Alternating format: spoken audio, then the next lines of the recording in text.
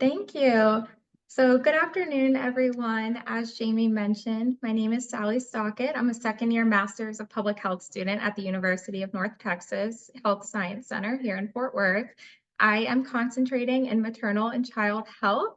And I know some of you might be thinking, what are you doing working at James L. West if you're concentrating in maternal and child health? But one of the really awesome things, as Jamie mentioned, is that I got to come in and identify that there was a need for educating various audiences, and one of those audiences are children and adolescents. There was a gap in knowledge and a need to have some sort of educational programming for this group in particular. So I've had the opportunity over the past year to do some research, engage with the community, and figure out what was needed. And I've come up with this curriculum, communicating with children, adolescents, and families about dementia. So we'll be going over various topics related to that today. And thank you for having me. Okay, so a brief introduction to what we'll be talking about today. First, I will be covering the purpose of the curriculum and why it was created, and then we will transition into topics such as introduction to dementia, which I will keep pretty brief just for the sake of time, and then we will talk about communicating with kids and adolescents about dementia, and then we will pivot just a little bit to talk about family caregivers and their impact on the family dynamic, and then pivot once again to the end of life transition and talking to children and adolescents about the end of life and its process, managing complex emotions that come with all of this. And then, of course, we'll end with strategies for healthcare providers working with families. And for those who are not healthcare providers, what you should expect from the care team that is taking care of your loved one. So the purpose of this curriculum is multifaceted with an overarching goal of improving the way we communicate with children and adolescents about dementia and the disease progression. So this curriculum has four sub-purposes. First being serving as a guide for answering difficult questions that are asked by children regarding dementia and the disease progression. So when children have a question about why is grandma not remembering my name or what's going on, we want to be able to have that conversation, even if it does seem difficult. Second, we want to be able to provide parents, caregivers, healthcare professionals, and spiritual leaders as well with the skills that are needed to navigate dementia and the disease progression as they are working with families. We want to ensure that everybody has the tools and the resources and the skills needed to provide high quality care for families and their loved one. Third, we want to reduce the apprehensiveness that may arise when interacting with individuals living with dementia. We know that there are some stereotypes and some stigma surrounding dementia, so much as like the diagnosis itself, all the way through seeking care with community resources. So this should serve as a tool for reducing those complex emotions and feelings that can come with that. And then lastly, we also want to increase awareness of how dementia may impact the family dynamic and how we can keep the family dynamic strong throughout the disease progression. So for a brief introduction, dementia is an umbrella term for conditions that are characterized by memory loss, confusion, and issues with problem solving, issues with problem solving, language, and reasoning. Some examples of dementia include Alzheimer's disease, Lewy body, frontotemporal, and vascular. And of these, Alzheimer's is the most prevalent form of dementia, and it accounts from anywhere for 60 to 80% of cases, roughly. As we know, dementia is progressive, meaning it will get gradually worse over time. And unfortunately, at this time, there is no cure, which is why it's really important that we have good resources available to help families navigate this. Some brief statistics. I really just want to note that this data illustrates that dementia prevalence is widespread, both in the United States and globally. It also illustrates the need for high quality dementia care and resources for individuals and families impacted by the disease. We know that there are more than 55 million people in the world living with dementia. And if I had to guess, I would assume that number is even higher than we think because there are plenty of individuals who unfortunately either cannot access care to receive a diagnosis or have not yet been diagnosed. We know that women experience higher disability adjusted life years and mortality due to dementia, and the global economic costs of dementia were about $1.3 trillion in 2019, which is a lot of money. In the United States in particular, there's 6.9 million adults who have Alzheimer's. So that's just one specific form of dementia. And we know that Alzheimer's was also the sixth leading cause of death in the United States in 2019. And then approximately 85, excuse me, 33% of individuals 85 and older have Alzheimer's, and that's in the United States. So for why we should talk to children and adolescents about dementia, I want to share my own personal experience. My grandfather passed away a little over a year ago, and he had dementia, and it greatly impacted our family. My parents thought it would be in mine and my brother's best interest to be shielded from what was happening to our grandfather. But looking back, I wish they had had more conversations about what was going on. I do genuinely feel that my relationship with my grandfather and the rest of my family, truthfully, was strained because we did not talk about what was happening. We sort of put a blanket over it and pretended like it wasn't happening and that this was like a normal part of aging. But looking back, I wish that my parents had had the skills and the resources to have these conversations with my brother and I.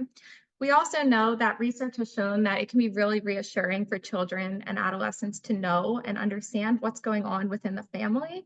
We know that if they're not told the truth and they sort of find out on their own, they may have a difficult time trusting what someone says to them in the future. So this can impact their relationship with their parents, their caregivers, their providers, and even other relationships they may have with friends and other family members.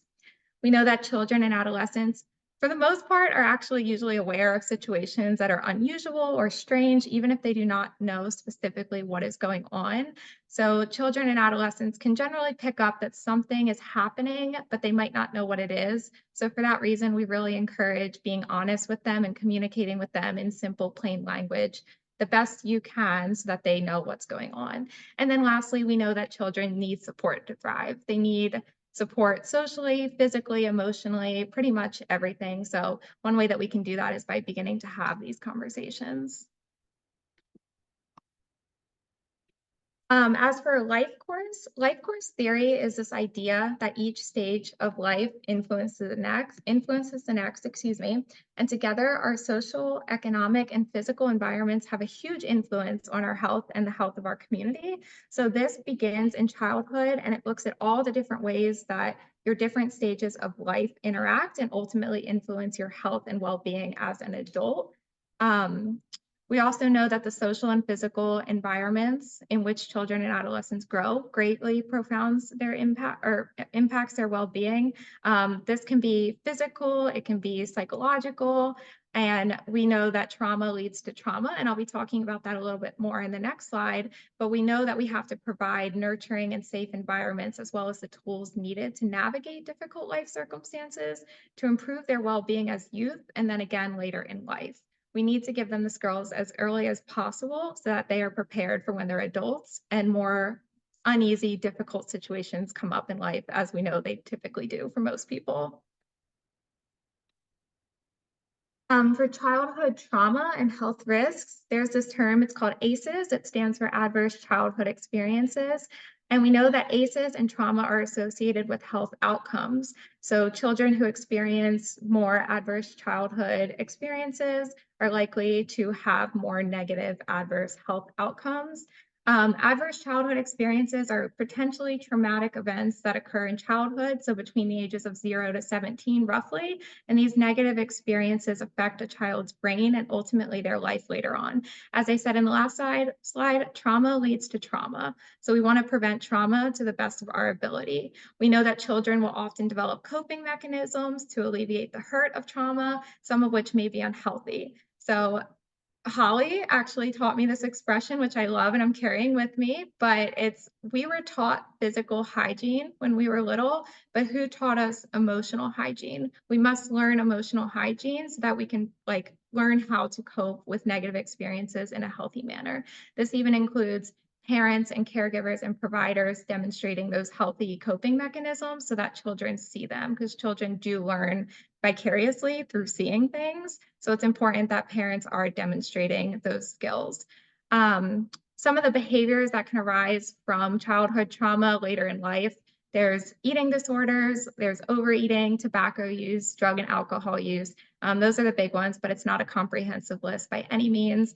And then some of the unhealthy coping mechanisms that can occur due to trauma also contribute to things like anxiety, depression, social isolation, and chronic illness. We want to make sure that we are preventing or at least reducing childhood trauma to the best of our ability to improve the health and well-being of kids as they age into adulthood. So I wanted to provide everyone with a list of some frequently asked questions from children and adolescents who may be witnessing their loved one um, navigate dementia and the disease progression. Some of these questions resonate with me really deeply, and I actually asked my brother to help me come up with them as well because him and I both asked our parents multiple times, why does grandpa keep calling us the same, like the wrong name? Or why does grandpa keep asking the same question? I have a vivid memory of my grandfather asking me what the weather was 6 times in a row within a 30-minute span. And I was young and I did not know how to handle that. And I just remember being like, Grandpa, stop asking what the weather is. You just asked me. And I did not know how to appropriately respond. And my parents did not know either. So it was just kind of like an awkward, tense situation for everyone. And unfortunately, my brother was in the same boat. So with these examples, it's not a comprehensive list by any means. I tried to pick ones that I think frequently occur. The last one in particular, I think, is especially important when we talk about adolescents. Adolescents are at the age where they recognize that something is wrong and they're beginning to understand that dementia is a terminal illness. And unfortunately, you can't prevent it, but they're old enough to know that they can help in other ways. So we'll be going over these throughout the rest of the slide, but I wanted to provide them just to get everybody's minds going. Um, for some answers, I wanted to provide some concrete answers that could be used. So for the first one, when a child asks, what's wrong with grandma or what's wrong with grandpa, a good solid answer would be, grandma has a disease that affects how the brain works and how a person thinks. The brain controls everything we do, so a person with dementia may have a hard time thinking, remembering, or talking. We want to keep this language as simple as possible, especially when children are really young. We don't want to use medical jargon. We want to use plain language, and we want to offer a space that they can ask another question following that answer if they need to. Second question, why doesn't grandma remember me or why doesn't grandpa remember me? A simple way to say it is simply grandma's brain is changing. She may forget a lot of things, but she can still feel your love. One of the really awesome things about dementia is that even though it takes away from some of the skills, is that that person is still there. That is still your loved one. They can still feel your love. They can see your love. They can read your expressions. So we want to make sure that kids understand that just being there and loving their loved one is really important. And then finally, how can I help grandma or grandpa? A good answer for this at any age is simply by being there. The love and kindness can still be felt, as I said, and it's just important that we encourage kids and adolescents to maintain a relationship with their loved one. For those of you who may be wondering about if we should tell children and adolescents about a dementia diagnosis, the answer is generally yes. This can vary by family, but typically research has shown really positive results when we do have these conversations as family. A lot of parents, especially my own, felt like they were trying to protect us, and I completely understand that feeling, but at the same time, we know that honesty is usually the best route. For who should tell the child about the diagnosis, this can also vary by the family. Depending on the stage of the disease, especially if it's early on, the individual with dementia may choose to have this conversation with the child. If they cannot, for whatever reason, another trusted loved one should be having this conversation. And then finally, when should I tell a child about a dementia diagnosis? The typical answer for this is the sooner the better. This will prevent the child from developing those trust issues I mentioned earlier or finding it difficult to believe things in the future. So we want to prevent them from having strained relationships with either their parents or the rest of the family or even friends in the future just because something happened when they were children that caused them to have difficulty with trust. And then, of course, it also helps them to develop valuable skills that are needed to cope with distressing or challenging situations. So we want to develop these skills at a young age so that they have them to carry with them throughout the rest of their lifetime. And we do talk to young children about dementia. We want to be really clear. We want to use really simple words. We want to use words that are easy to understand. That means just simply saying the brain is changing or the brain is sick. We don't want to get into that really technical medical language that, kids are not going to understand and teenagers most likely will not understand either.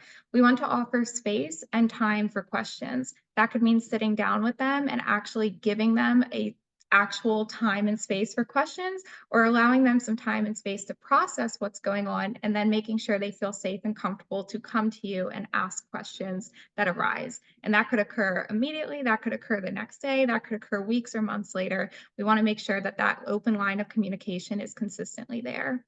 Finally, we want to let them feel their emotions. So, some common emotional responses from children, and I do mean young children for the most part, are sadness. Curiosity is a really big one. They might not know exactly what's going on, but they might have a lot of questions that they want to know about. They might be really confused about what's going on. They might be confused about death. They might be frustrated, and they also might begin to worry if they're at the age where they can recognize that something is really wrong and that something is going to happen to their loved one. When we talk to adolescents, and for adolescents, I'm generally referring to 12 to 18, 19, roughly. We want to be really patient. Adolescence is a really challenging time period. It's a sensitive period of life. We know that adolescents are going through kind of a lot. They're dealing with puberty, they're dealing with the social stuff, they're in middle school, high school, they have a lot going on. So we wanna make sure we're being extra patient with them, just because we know that their emotional response might be different than that of younger children. Same with younger children, we wanna keep those lines of communication open. We wanna make sure that they feel safe and comfortable to ask questions or to express their concerns.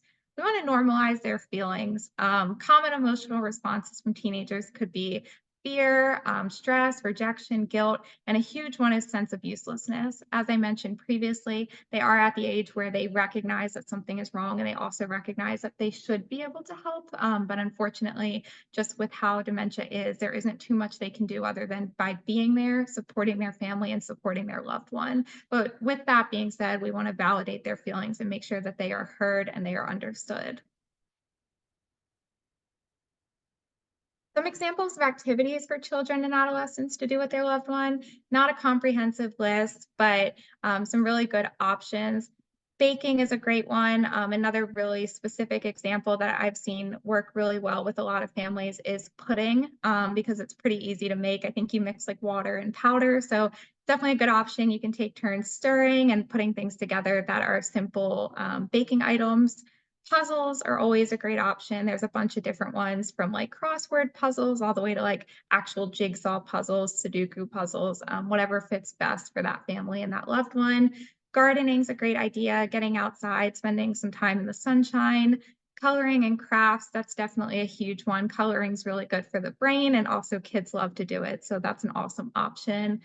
Looking through photos is a great idea. And also, like a memory box would be a great idea. So storing photos in some sort of like memory box and having the time to go through them together.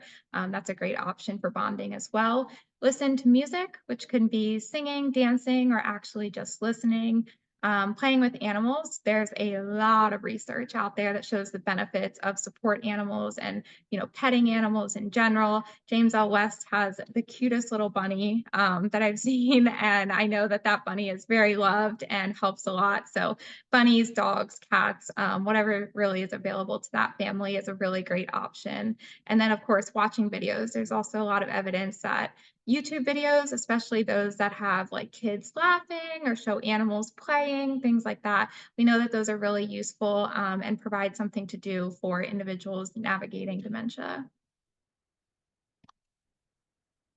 I'm going to pivot just a little bit. I want to talk now about family caregivers and then their role in the family and how it impacts the family dynamic. I just want to start by distinguishing between non sandwich caregivers and sandwich generation caregivers. So, non sandwich caregivers are family caregivers who are responsible for caring for their aging parents. Sandwich generation caregivers, on the other hand, are family caregivers who are responsible for caring for their aging parents and their own children. So they're kind of like sandwiched in the middle. Some facts about the sandwich generation. So generally this group is defined as middle-aged adults who are responsible for caring for their parents as well as their own children. It's approximately 2.5 million individuals, which are mostly female, and on average, they're younger than non-sandwich caregivers. They're also more likely to report financial difficulty and emotional stress than individuals who are non-sandwich caregivers. Despite these statistics, I just want to put out there that all caregivers are really, really important and make a huge difference. So I just want to make that very clear, but we are going to focus in on the sandwich generation just a little bit. I do want to point out that some sandwich generation caregivers have boomerang kids, which are grown children who have left the house and then returned home, resulting in the caregiver providing care for their own aging parents, their children, and potentially even grandchildren as well. I do think that the boomerang kids thing became a lot more common during the pandemic. We saw a lot of kids either move back home or maybe their career changed or they lost their job due to the pandemic. So they ended up moving back home. So these numbers have been increasing over the past few years. It's also critical to note here that sandwich generation caregivers usually work full time. They're often married. So that means that they're not only providing care to their families, but they're also trying to manage their own careers and other relationships in and out of the family. So they do have a lot going on, which can lead to an undue amount of stress and burden sometimes. For caregiver outcomes, we know that while caregiving is really rewarding, we also know that it can be associated with negative feelings and outcomes as well. So caregivers, although they may be motivated for a variety of reasons, some of those include a sense of love for their loved one, spiritual fulfillment, a sense of duty. They might feel like they have to do it because it's a loved one, guilt or social pressures to stay and take care of their loved one. We also know that caregiving is associated with some negative outcomes, such as increased physical morbidity, increased psychological morbidity, like anxiety and depression, for example, social isolation or withdrawal from other relationships outside of the family, and then financial hardship. As I mentioned on the past slide, we know that caregivers, especially sandwich generation caregivers, are kind of in charge of taking care of a lot of different people, which can definitely put a strain on the family financially. So the role of family caregivers, just want to cover this very briefly. They do a lot. They're really important, and I am just so thankful for everyone who does it. But some of the things that they do help with are physical needs, which can include the activities of daily living. So think of things like bathing, eating, dressing. They serve as advocates and care coordinators. They're usually the person that is figuring out the medical plan for their loved one. They provide social support and companionship. They're always like hanging out with their loved ones, seeing if they need anything, and just being there, which is really important. They help with household tasks like chores, such as cleaning, and they also sometimes aid in providing medical care, just depending on the situation. Caregiver burnout. So, what is burnout? It's a state of physical, mental, and emotional exhaustion. And why does it matter? We know that if you don't care for yourself, you will not be able to sufficiently care for others. We also know that you're at an increased risk of experiencing adverse health conditions, some of which I mentioned before, like anxiety, depression, disordered eating, stress, things like that. Some of the symptoms that illustrate that a caregiver might be experiencing burnout include withdrawal, which can be from friends and family, stress, exhaustion, both physically and mentally, anxiety, and depression.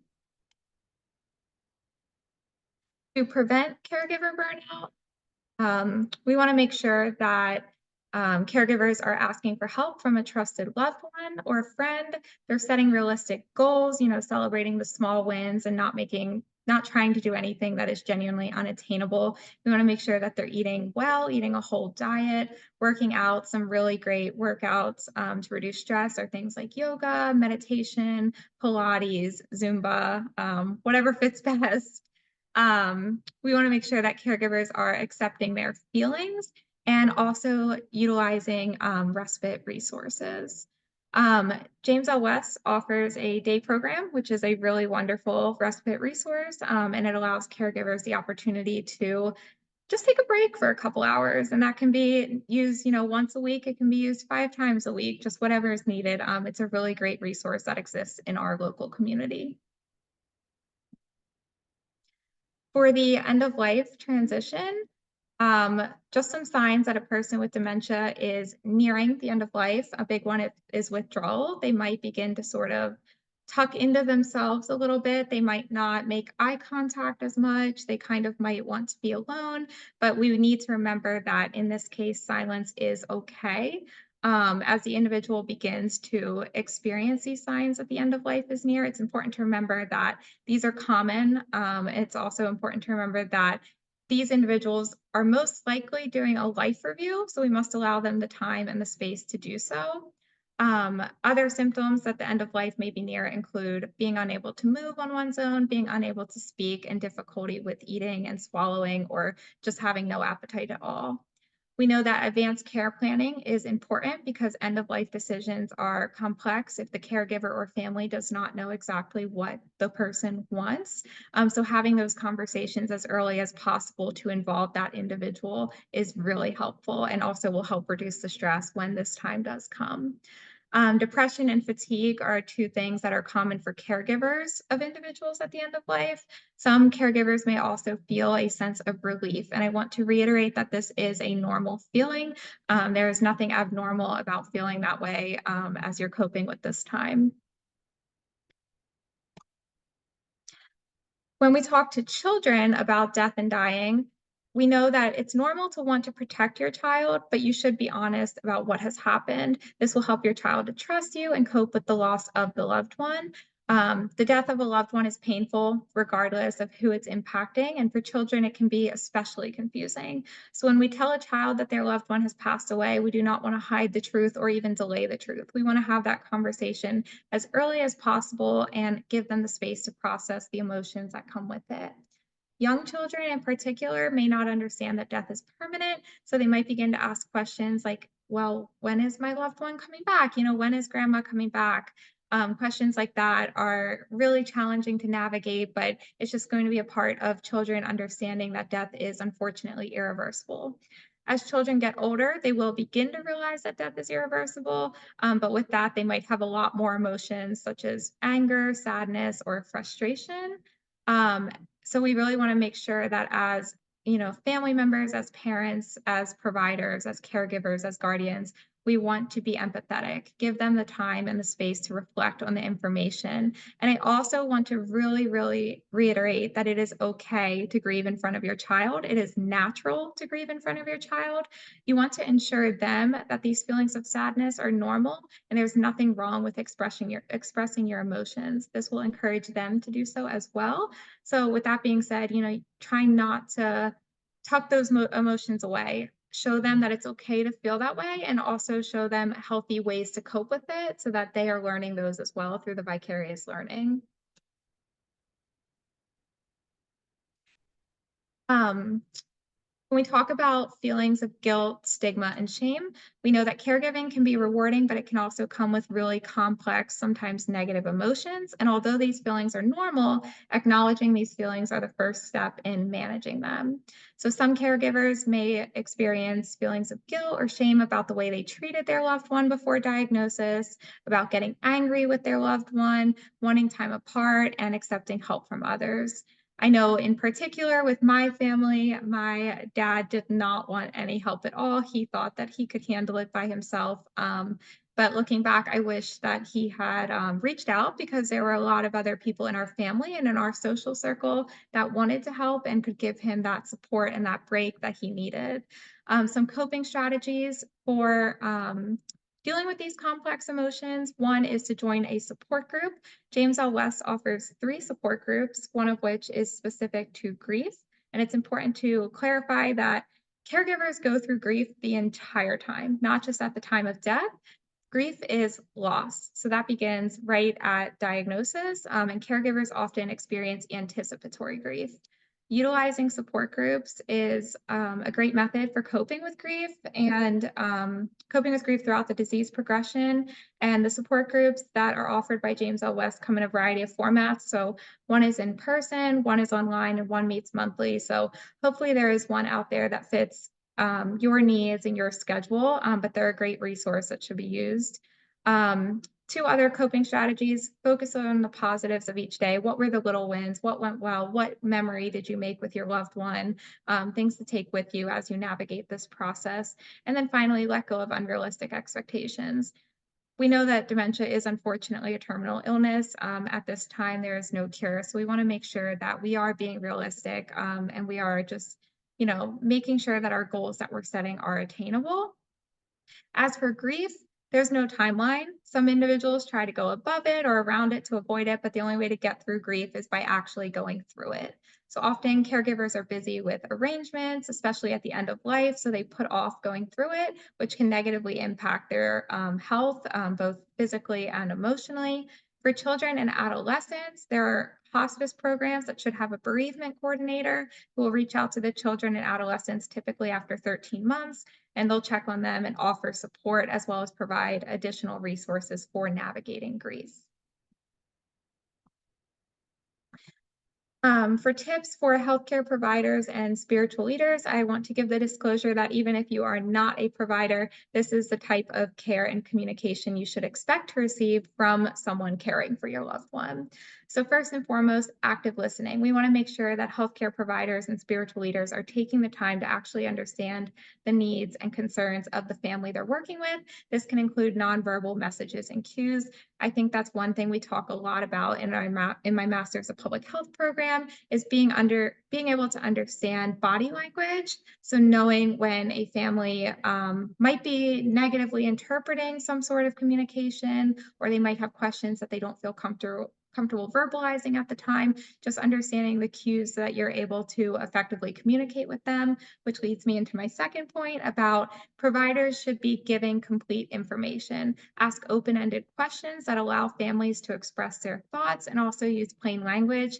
Another issue we talk a lot about in public health is health literacy. So how do we make sure that the information we are communicating is easy to understand, avoids medical jargon, and could be interpreted in a way that is clear and understandable? Providers should be empathetic, being aware of and understanding the family's feelings, which can be really complicated and sometimes they're really unfortunately negative, especially I think at the beginning of the dementia diagnosis and then at the end of life there's some really complicated feelings that come with that, like anger, for example. So we want to make sure that providers are offering compassion and comfort while also recognizing that that family's feelings are real and they are valid. We don't want to invalidate whatever they are feeling. Finally, we want providers to be respectful. This is just, respectful in general. This is good etiquette in general, but we especially want providers to be respectful of cultural beliefs and rituals, not make assumptions about what that family wants, and actually begin to have those conversations about what they want for their loved one.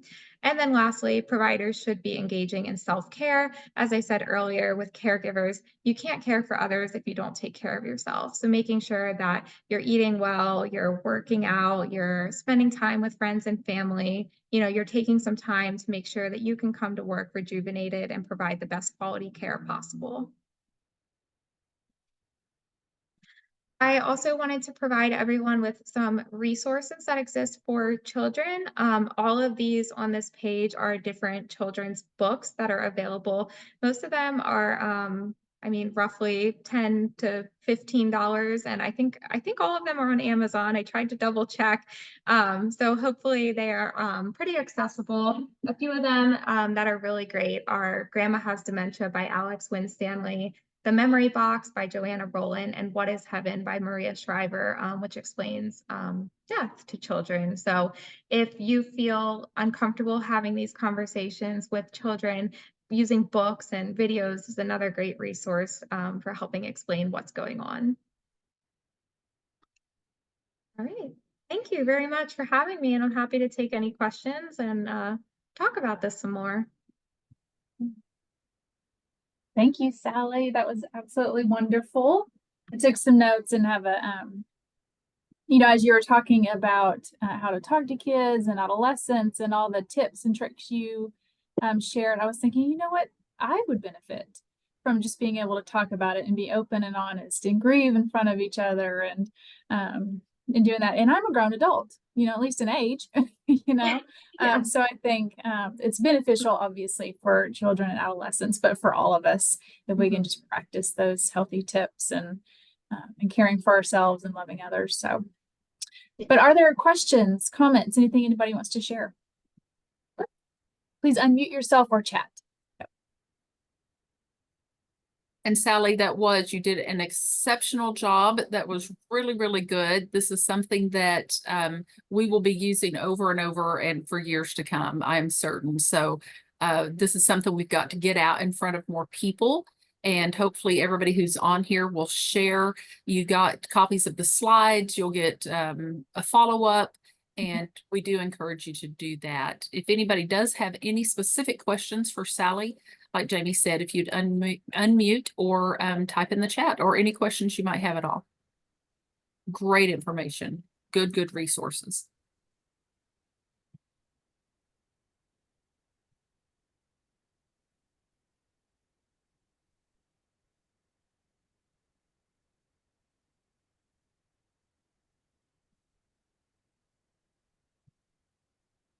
Well, if there are no questions, I guess another point that this made me think of is what do we do when a child has no questions? What do we do when we give them this information and they don't have questions? So, children are naturally curious when they're put in a new situation or an unfamiliar or difficult situation.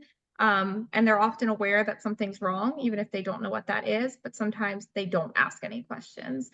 So a really good example of just something you could say to a child who might not actually be talking, but you can tell is curious about what's going on. You could simply say something along the lines of, grandma, if grandma doesn't remember things as well as she used to, we may need you to help her by spending some time with her. Just encouraging them to still have that relationship, even if they aren't asking questions. Because I wanted to address that. I do feel like we talk a lot about, well, how do we answer their questions? But we should also talk about what do we do if they're not asking questions. That's a great point. Yeah. Because they may not know the question to ask. Yeah, especially young children. They might not know how to articulate what's going on in their head. Well, I have a question. And was great information. And you were speaking to the children and adolescents and stuff like that. As I'm listening to you, I'm still having a hard time to talk to my grown kids. So a lot of the information that I received today is going to help me in the future as well. Because when we was growing up, you just didn't talk about the disease. Mm-hmm. And sometimes your parents or grandparents or whoever wanted to, they probably passed, but they tell you, you don't need to know, be quiet. And I'm so grateful that you took the time to put this video out there. But if you are highly, and do one, and you all may have one on grown children, and we just struggle because we don't know how to talk about it. And even when they see their parents like that, the first thing that they want to do is to blame. And the caregivers is blaming already because they think that they didn't do enough. And we know that we do way too much. So thank you. Yeah, thank you so much. Yeah, a lot of this, it originally kind of came from me feeling like my family did not know what to do. And that's what really got me inspired to do this. And then Jamie and I created this survey and we sent it out to a bunch of community members. And when I got the data back, I was like, okay, it's not just my family. There's so many families experiencing this, and there is a need for this. And I've been so fortunate to spend the past 14 months at James L. West, which is really awesome. And I know that this is just the beginning of this curriculum and what it's going to become, which is really exciting. And I think that addressing this or expanding it to reach, grown children and even more populations is incredibly important. And I think that it's needed more than anything, because this is often an audience that I think we forget about a little bit when we're talking about dementia. So it's important to incorporate them into these conversations. That was a really good point, Robbie. Thanks for bringing that up. It's not just our young children, it's our Mhm. adult children as well. And Yep. there's some great tips that I'm telling pull from this. And I'll tell you, some of those books that she mentioned, even though they're written for children, they're some of my favorite go-to books, especially as introductions for adults. Yeah. So it's all good information. I'm glad you brought that up. Yes, thank you.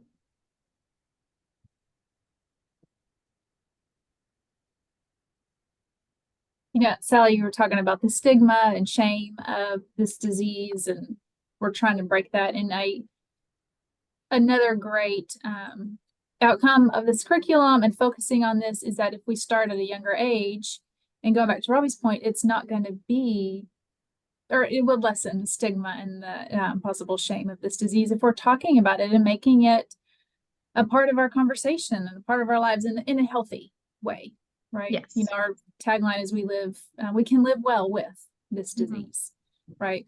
And this is a great point to start. So, Yes. Yeah. I think, improving the quality of life for everyone. I mean, that's our goal in public health. We want to improve population health and community well-being. That's everything from the person who is living with dementia all the way through their family who is also being impacted by the disease. And like, as I said, I think children are just so often forgotten, or it's thought that they don't need to know what's going on for whatever safety reasons, protection, whatever the reason is.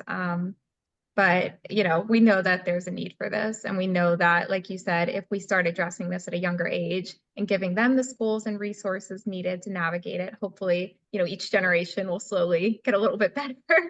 Right. And another great point, just put in the chat, this information will help explaining what's happening to adults with learning differences as well, Yes. like autism, Mhm. Down syndrome. There's all different types of adults with learning differences that you could use this exact same information. So really, really good stuff. Well, if there aren't any other questions, do you have any other follow-up, Jamie or Sally? Can you hear me? I've got a question. Yeah. Go ahead. Um, my grandson is 9 and he understands that his grandfather has dementia, but he doesn't understand that it's terminal. He really was expecting he's visited him at James L. West and thinks that at some point he'll get to go home or get over this. And I'm wondering any tips about how to explain that it is terminal. There's no getting better. Holly, if you're comfortable with it, I think you would actually be the best person to answer that question. And I think in that case, this is one of those where you could use one of those books, one of those resources and read it together, especially the ones because there's some that she had on her. Would you go back to your books, Sally? Yes. That talks about Grandpa Forgets, Mhm. or even the grandma one, either of those where it is a grandparent. Go through, read it first, and sit down together and read it. Or jump to something like the memory box. The memory box is excellent because the memory box talks about after somebody's already passed away. Mm. So you could maybe introduce it that way and say, this is something that we'll do. This is something we'll do together. Mhm. So that you're starting to kind of ease into that it's not going to get better. Wow. Okay. Or even at 9, as he sees changes, like as if he's coming to see him and he realizes now he's not walking, he's eating with his fingers, he's forgetting more, that kind of thing. You can use words like progression with a 9-year-old. This is how the disease is getting worse. You might say that the disease is just continuing to get worse, isn't it? This is what we're seeing. Yeah, this is hard. And you do that same thing we do with the person with dementia. You validate. This is hard for me too. I know it's hard for you to see. It's sad. Uh-huh. Yeah.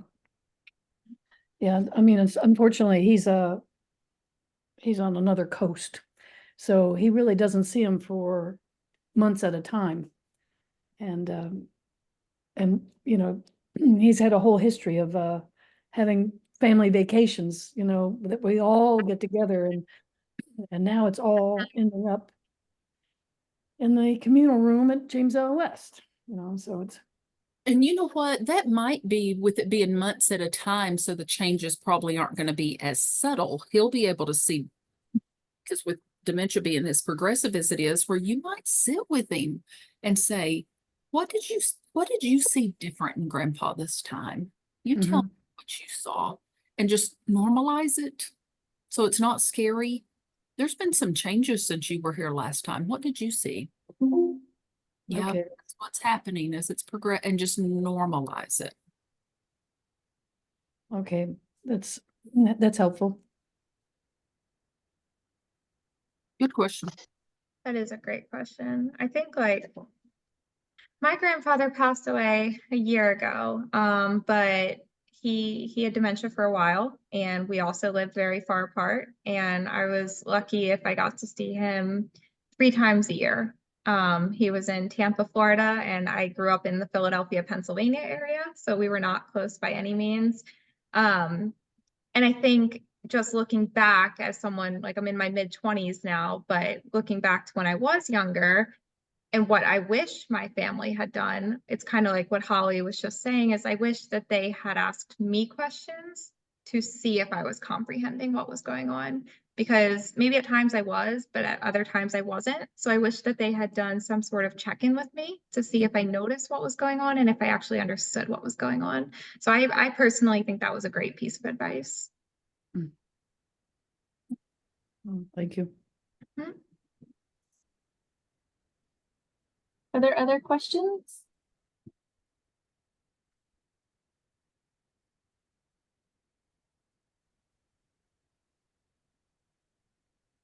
Well, I will be.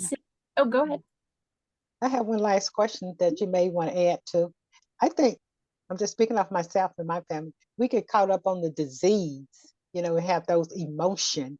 So we don't know how to communicate, you know, about the person for ourselves. Let's try to explain it, you know, to younger, you know, generation and stuff like that as well. And not unless we on support group, you know, what I find very beneficial. Now I can be able to explain to my other family members, you know, what's going on and stuff like that, because I'm beginning to get that empowerment and knowledge to know, you know, what's going on as well. So I just always applaud you all for whatever resources and information that I can soak up, you know, from you all. So thanks for being here. Because I didn't know anything about it. So if you don't know anything about it, you can't talk about it. Like you can't talk about, but you don't know how to talk about it and stuff. And you know, in my culture and stuff as well. So my culture, you just don't talk about it. It's an old folks' disease, and just leave it alone. So Thank you, Robbie. Thank you.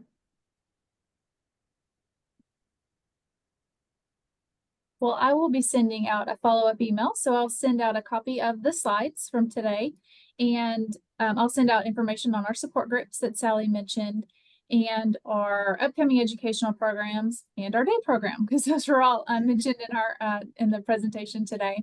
And I will also send out an evaluation. So we do ask that everybody complete the short evaluation just on the program. But if you are wanting to see credits for nursing, social work, licensed counselor, or a certificate of attendance, you must complete the evaluation. And if you'll give us about 4 weeks to get those processed and emailed back out to you, that'd be great. But we will I'll send the follow-up email this afternoon. We're also going to download or upload this recording to our YouTube channel. It'll be a few days before that gets uploaded to our YouTube channel, but please know that we have a plethora of videos on the YouTube channel. This one will be added so we can you can access it at any time. We encourage you to go peruse that channel and look at all the other videos that we have, and then of course share them with family members or friends that you think might need this information. So unless there are other questions or anything anybody else wants to share, I want to do a huge thank you to Sally for putting together this great curriculum and working with us this year, and we're going to continue to work with her over the next several weeks. So she's not going away. We're going to try and keep her on for as long as we possibly can. So, so if you'll have any questions, particularly for Sally, just email me back and we'll make sure to get those questions to her or anything else. So Thank you, everyone. Everybody, have a good rest of your day. thank y'all. Thank you.